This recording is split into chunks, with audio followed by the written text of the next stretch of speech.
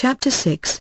Oliver, being goaded by the taunts of Noah, rouses into action, and rather astonishes him. The month's trial over, Oliver was formally apprenticed. It was a nice sickly season just at this time. In commercial phrase, coffins were looking up, and, in the course of a few weeks, Oliver acquired a great deal of experience. The success of Mr. Sowerberry's ingenious speculation exceeded even his most sanguine hopes. The oldest inhabitants recollected no period at which measles had been so prevalent, or so fatal to infant existence, and many were the mournful processions which little Oliver headed, in a hatband reaching down to his knees, to the indescribable admiration and emotion of all the mothers in the town. As Oliver accompanied his master in most of his adult expeditions too, in order that he might acquire that equanimity of demeanor and full command of nerve which was essential to a finished undertaker, he had many opportunities of observing the beautiful resignation and fortitude with which some strong-minded people bear their trials and losses. For instance, when Sowerberry had an order for the burial of some rich old lady or gentleman, who was surrounded by a great number of nephews and nieces, who had been perfectly inconsolable during the previous illness, and whose grief had been wholly irrepressible even on the most public occasions, they would be as happy among themselves as need be, quite cheerful and contented, conversing together with as much freedom and gaiety, as if nothing whatever had happened to disturb them. Husbands, too, bore the loss of their wives with the most heroic calmness. Wives, again, put on weeds for their husbands, as if, so far from grieving in the garb of sorrow, they had made up their minds to render it as becoming and attractive as possible. It was observable, too, that ladies and gentlemen who were in passions of anguish during the ceremony of interment, recovered almost as soon as they reached home, and became quite composed before the tea-drinking was over. All this was very pleasant and improving to see, and Oliver beheld it with great admiration.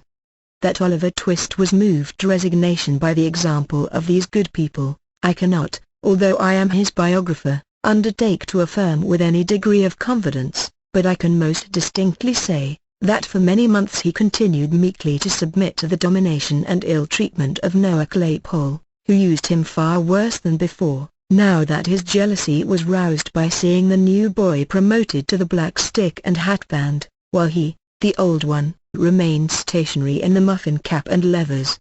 Charlotte treated him ill, because Noah did, and Mrs. Sowerberry was his decided enemy, because Mr. Sowerberry was disposed to be his friend. So, between these three on one side, and a glut of funerals on the other, Oliver was not altogether as comfortable as the hungry pig was, when he was shut up, by mistake, in the grain department of a brewery. And now, I come to a very important passage in Oliver's history, for I have to record an act, slight and unimportant perhaps in appearance, but which indirectly produced a material change in all his future prospects and proceedings. One day, Oliver and Noah had descended into the kitchen at the usual dinner hour, to banquet upon a small joint of mutton, a pound and a half of the worst end of the neck. When Charlotte being called out of the way, there ensued a brief interval of time, which Noah Claypole, being hungry and vicious, considered he could not possibly devote to a worthier purpose than aggravating and tantalizing young Oliver Twist. Intent upon this innocent amusement, Noah put his feet on the tablecloth, and pulled Oliver's hair, and twitched his ears, and expressed his opinion that he was a sneak, and furthermore announced his intention of coming to see him hanged, whenever that desirable event should take place, and entered upon various topics of petty annoyance, like a malicious and ill-conditioned charity boy as he was. But, making Oliver cry, Noah attempted to be more facetious still, and in his attempt, did what many sometimes do to this day, when they want to be funny. He got rather personal. "Workus," said Noah, "how's your mother?" "She's dead," replied Oliver. "Don't you say anything about her to me." Oliver's color rose as he said this. He breathed quickly, and there was a curious working of the mouth and nostrils, which Mr. Claypole thought must be the immediate precursor of a violent fit of crying. Under this impression he returned to the charge. "What did she die of, Workus?" said Noah. "Of a broken heart," "Some of our old nurses told me," replied Oliver, more as if he were talking to himself, than answering Noah. "I think I know what it must be to die of that." Tolderol laughing out loud, "Rightful Workus," said Noah, as a tear rolled down Oliver's cheek. "What's set you a-snivelling now?" "Not you," replied Oliver, sharply. "There, that's enough. Don't say anything more to me about her, you'd better not." "Better not?" exclaimed Noah. "Well, better not. Workus, don't be impudent. Your mother, too. She was a nice un she was. Oh, law." And here, Noah nodded his head expressively, and curled up as much of his small red nose as muscular action could collect together, for the occasion. "You know, Workus," continued Noah, emboldened by Oliver's silence, and speaking in a jeering tone of affected pity, of all tones the most annoying, "you know, Workus, it can't be helped now, and of course you couldn't help it then, and I am very sorry for it, and I'm sure we all are, and pity you very much. But you must know, Workus, your mother was a regular right down bad un." "What did you say?" inquired Oliver, looking up very quickly. "A regular right down bad un, Workus," replied Noah, coolly. "And it's a great deal better, Workus, that she died when she did, or else she'd have been hard laboring in Bridewell, or transported, or hung, which is more likely than either, isn't it?" Crimson with fury, Oliver started up, overthrew the chair and table, seized Noah by the throat, shook him, in the violence of his rage, till his teeth chattered in his head, and collecting his whole force into one heavy blow, felled him to the ground. A minute ago, the boy had looked the quiet child, mild, dejected creature that harsh treatment had made him. But his spirit was roused at last. The cruel insult to his dead mother had set his blood on fire. His breast heaved, his attitude was erect, his eye bright and vivid, his whole person changed, as he stood glaring over the cowardly tormentor who now lay crouching at his feet, and defied him with an energy he had never known before. "He'll murder me," blubbered Noah. "Charlotte. Mrs. Here's the new boy murdering of me. Help! Help! Oliver's gone mad. Charlotte."